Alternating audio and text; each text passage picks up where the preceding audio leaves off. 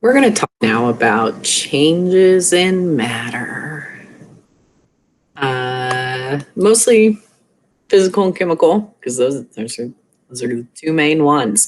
Again, this should be something you at least vaguely remember from middle school.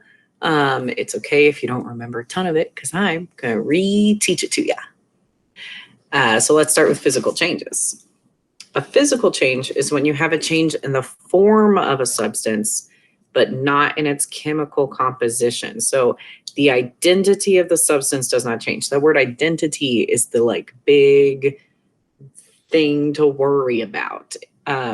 Just like if I go and cut my hair, I didn't turn into a different person. I'm still the same identity. I just look a little bit different.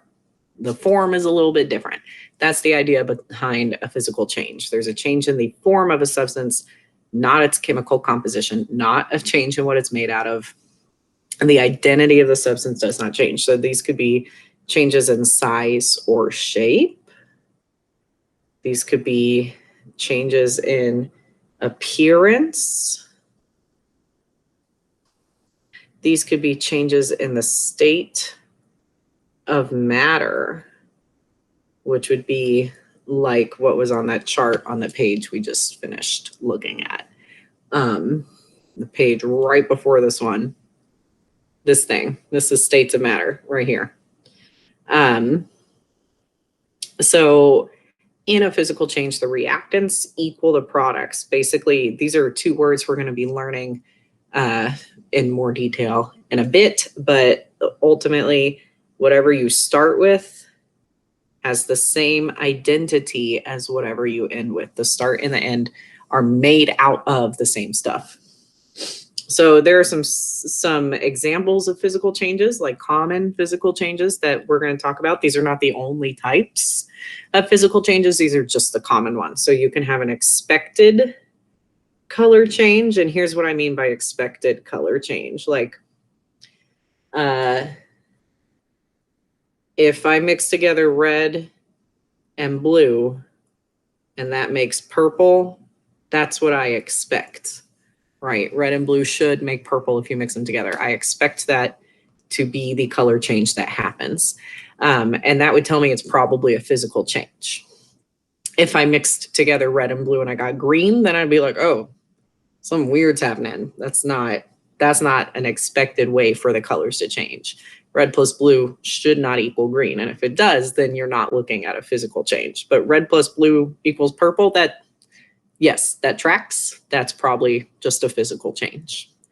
You can also have breaking or molding, which are kind of like the back and forth. Like if I break something apart or I mold it back together, right? That's a physical change. You're not changing what it's made out of. Okay. Again, those phase changes of state of matter, which, like we talked about up here, but this is like all of those phase changes that we talked about, like melting.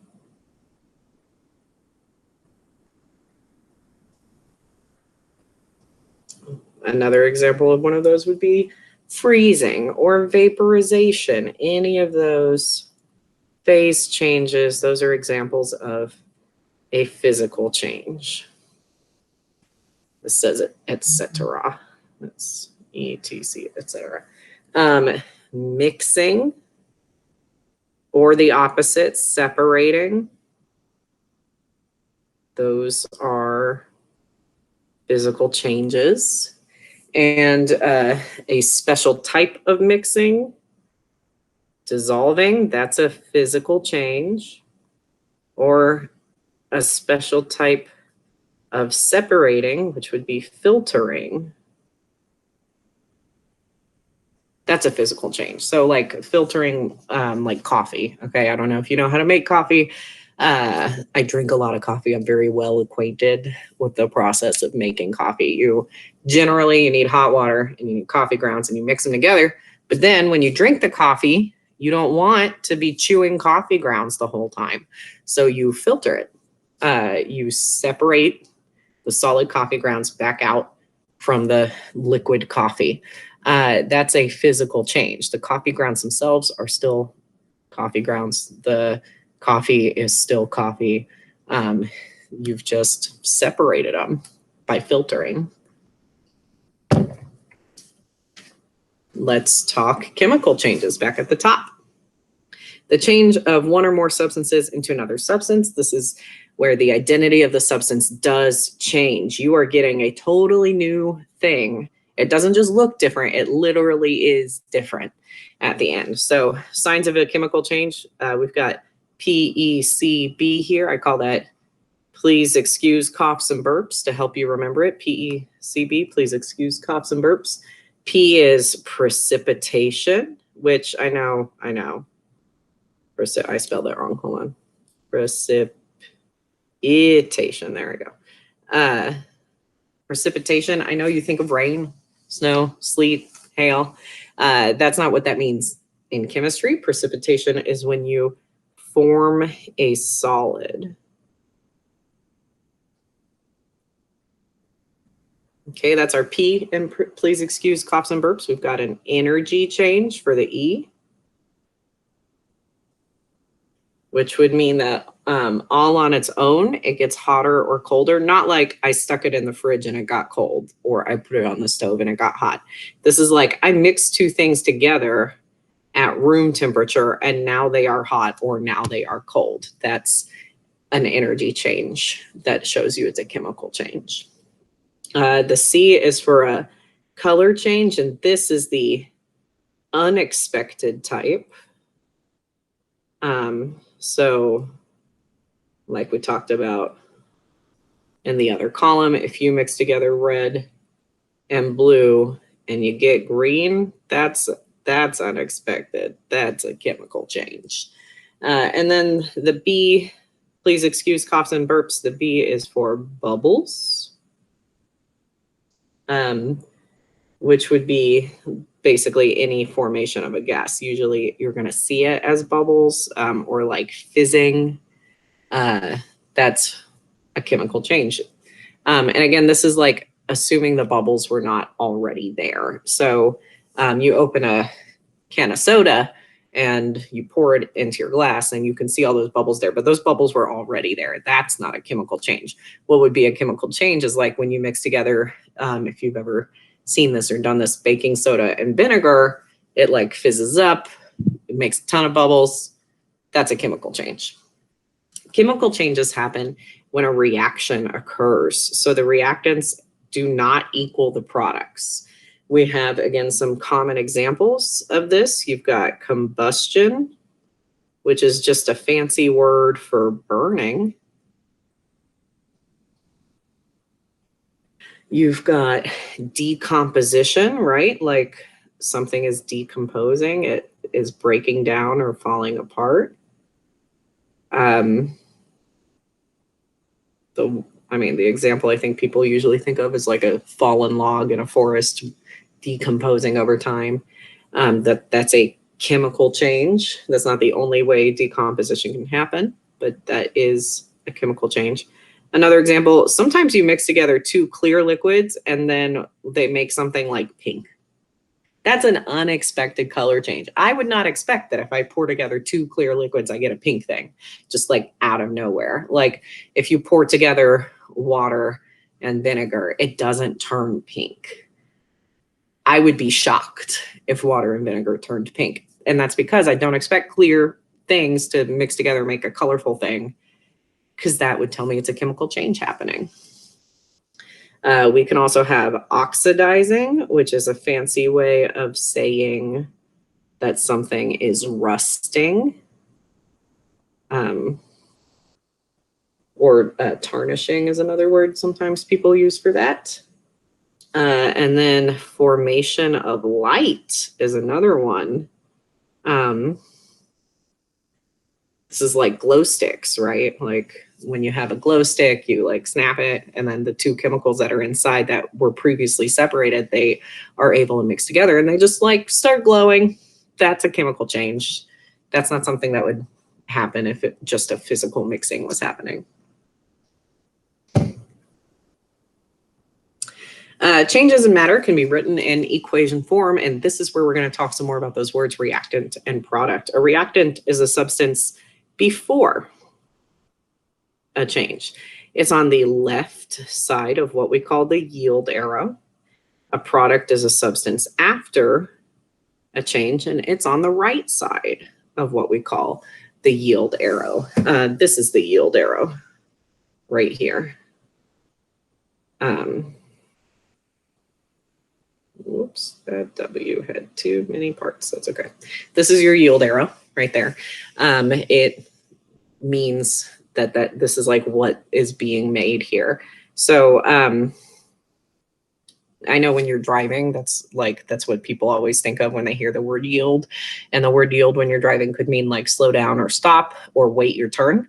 That's not what this means here. The word yield can also mean makes. Like if you've ever been reading a recipe and it said that like this recipe yields 24 cookies, that means it makes 24 cookies. So if you want to yield in this sense, we're talking about these reactants before the change yield the products, or the reactants make the products. The reactants are the things that react and the products are produced.